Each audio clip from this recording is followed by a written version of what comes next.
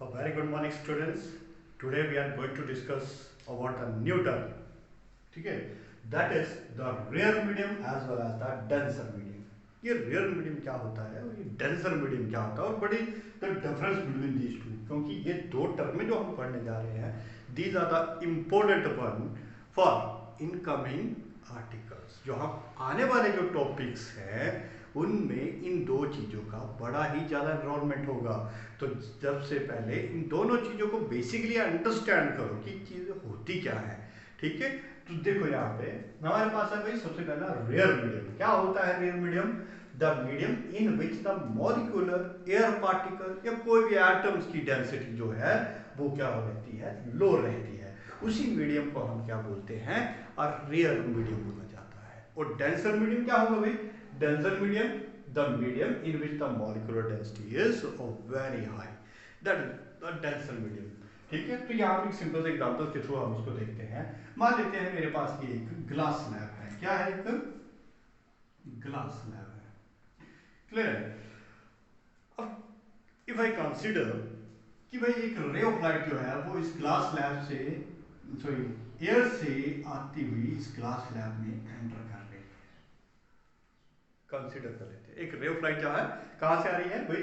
Air से आ रही है और कहां पे एंटर कर रही है? ग्लास स्लैब में एंटर कर रही है। तो क्या इसके पाथ में जब ये चल रही थी तो इसके पाथ में कोई चेंज आएगा या इसको कोई रुकावट आएगी? इसको यस आएगी। क्यों आएगी? क्योंकि जब वो एयर में ट्रेवल कर रही थी, लाइट जो है वो एयर में ट्रेवल कर रही थी, तो उसको जो इंटरेक्शन हो रही थी लाइट की किसके साथ? मॉलिक्यूल्स के साथ, वो इंटरेक्शन बड़ी ही कम थी। क्यों? क्योंकि एयर मॉलिक्यूल्स जो होते हैं वो एक दूसरे से काफी ज्यादा दूर होते हैं। ठीक है, तो ये लाइट जो है क्या है, एयर मॉलिक्यूल्स से कम इंटरेक्ट हो रही है। तो कम इंटरेक्ट होने के बाद ये कहां पे पहुंच रही है? ग्लास के ऊपर पहुंच रही है। लेकिन जैसे ही ये ग्लास में एंटर होती है, ठीक है, तो ग्लास में एंटर होगी तो ये लाइट को थोड़ी ऑब्स्ट्रक्शन जो है वो ज्यादा देर में मिलेगी। ठीक है, क्या होगा? ऑब्स्ट्रक्शन जो है वो ज्यादा मिलेगी। क्यों मिलेगी? क्योंकि भाई ग्लास के जो मॉलिक्यूल्स होते हैं वो तो एक दूसरे के बड़े ही ज्यादा क्लोजली पैक्ड होते हैं। क्लियर हुई बात है?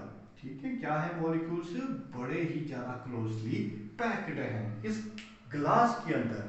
तो भाई ऑब्वियसली बात है, जब आपकी लाइट जो है एयर में ट्रेवल कर रही थी तो मॉलिक्यूल्स की इंटरेक्शन कम थी, लेकिन जैसे ग्लास में एंटर करेगी तो क्या होगा? मॉलिक्यूलर इंटरेक्शन बढ़ जाएगी। तो इसी ही फंडामेंटल कंसेप्ट से हमारे पास ये दो चीजें बन के आती हैं। पहले आती है रेयर मीडियम। तो रेयर मीडियम वो होता है जहां पर क्या है, मॉलिक्यूलर डेंसिटी लो है। तो देखो इस लाइट के लिए जब ये लाइट ट्रेवल कर रही थी तो एयर मॉलिक्यूल्स की डेंसिटी क्या थी? लो थी। ये कैसे हम लो और हाई रखते हैं? हम इसको कंपेयर करते हैं किसी दूसरे मीडियम के साथ, तो उसी के ही रिस्पेक्ट में हम इसको नाम देते हैं।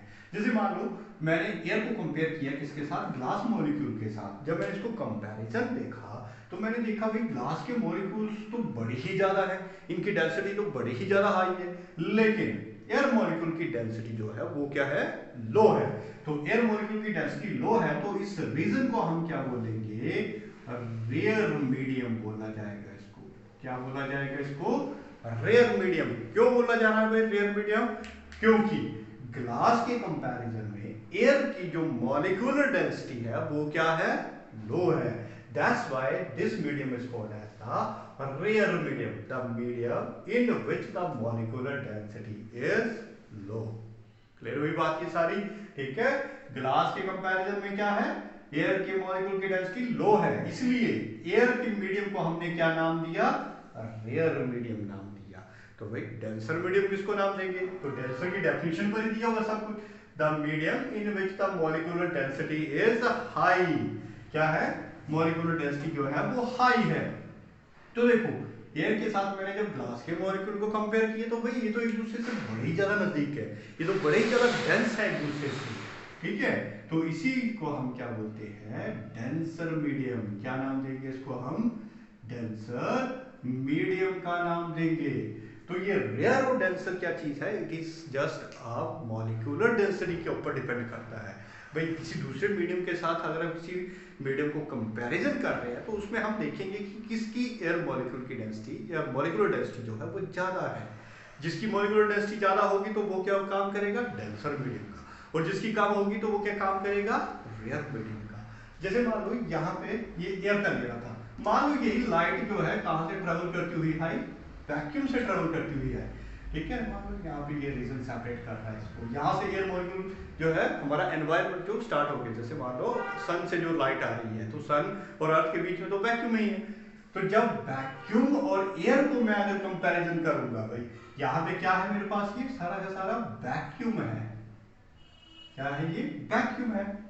अरे भाई वैक्यूम की अगर हम बात करेंगे तो वैक्यूम में तो कोई भी मॉलिक्यूल नहीं होता है। तो भाई वैक्यूम को अगर मैं कंपेयर करता हूँ एयर के साथ, तो वैक्यूम की मॉलिक्यूलर डेंसिटी क्या हुई, लो, क्योंकि वहां पे तो एयर मॉलिक्यूल है ही नहीं, बड़े कम, रेयर, ठीक है। तो अब ये इन दोनों को जब हम कंपैरिजन कर रहे थे तो भाई एयर के कंपैरिजन में वैक्यूम किसका काम करेगा, रेयर का काम करेगा। क्यों, क्योंकि इसकी मॉलिक्यूलर डेंसिटी तो बिल्कुल ही नेग्लिजिबल है, ठीक है। लेकिन वैक्यूम के कंपैरिजन में एयर मॉलिक्यूल की डेंसिटी क्या है, ज्यादा है। दैट्स व्हाई अब इन दोनों के कंपैरिजन में तो ये क्या बनेगा, डेंसर मीडियम बनेगा। ये बात क्लियर हुई। तो सिंपल सा कंसेप्ट याद रखना है, रेयर मीडियम कौन सा होता है, जिसकी डेंसिटी जो है वो कम होती है। डेंसर मीडियम कौन सा होगा, जिसकी डेंसिटी क्या होगी, हाई होगी, ठीक है। कंपैरिजन करने के बाद ऐसे नहीं कि अपनी मर्जी से ही बोल दिए कि ये रेयर मीडियम है और ये डेंसर मीडियम है, नहीं। किसी दो मीडियम को कंपेयर करोगे और उस कंपैरिजन के थ्रू आपको जब देखने को मिलेगा कि जहाँ पे मॉलिक्यूल की डेंसिटी कम है तो उसको हम क्या बोलेंगे, रेयर मीडियम। जहाँ पे मॉलिक्यूल की डेंसिटी ज्यादा होगी तो उसको हम क्या बोलेंगे, डेंसर मीडियम। एक जनरल सा सिंपल सा एग्जांपल ले लेते हैं भाई, ठीक है। मान लेता हूँ मैं, ये मेरे पास एक ट्रैक है और इस ट्रैक में यहाँ पे मैंने पानी भर दिया हुआ है। ले लो बात, एक पर्सन को यहाँ से तोड़ने के लिए बोला जाता है भाई, ठीक है।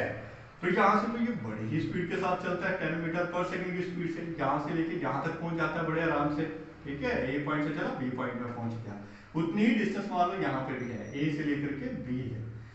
इसने यहाँ से यहाँ तक पहुंचने के लिए इसने टाइम लिया, मान लो 3 सेकंड का टाइम लिया। कितना टाइम लिया, 3 सेकंड का। क्यों, क्योंकि एयर में दौड़ रहा है। अरे भाई अब इसी पर्सन को मैं बोलता हूँ कि भाई दौड़ लगाओ किसके, पानी के अंदर, उतनी ही, क्या वो उतनी ही स्पीड मेंटेन कर पाएगा, नहीं। उसकी स्पीड 1 मीटर पर सेकंड हो जाएगी, तो उसका टाइम कितना लेगा, हो सकता है 10 मिनट का ही टाइम ले ले, उतने ही डिस्टेंस को कवर कर लेंगे। क्योंकि पानी के अंदर क्या होता है, रेजिस्टेंस हाई हो जाता है, किसकी वजह से, इस वाटर मॉलिक्यूल्स की वजह से। एयर की कंपैरिजन में पानी के मॉलिक्यूल्स के होते हैं बड़े ही ज्यादा क्लोज होते हैं एक दूसरे से, तो वही ज्यादा रेजिस्टेंस ऑफर कर रहे हैं। तो यहाँ पे इस मीडियम को अब हम क्या बोलेंगे, क्योंकि यहाँ पे हम बड़े आराम से ट्रेवल कर रहे थे तो डेंसिटी कम है, तो इस मीडियम को हम क्या नाम देंगे, रेयर मीडियम। तो वाटर के अंदर डेंसिटी क्या होगी, ज्यादा होगी, तो इस मीडियम को हम क्या नाम देंगे, denser medium. So these are the two important terms of the rare as well as the denser.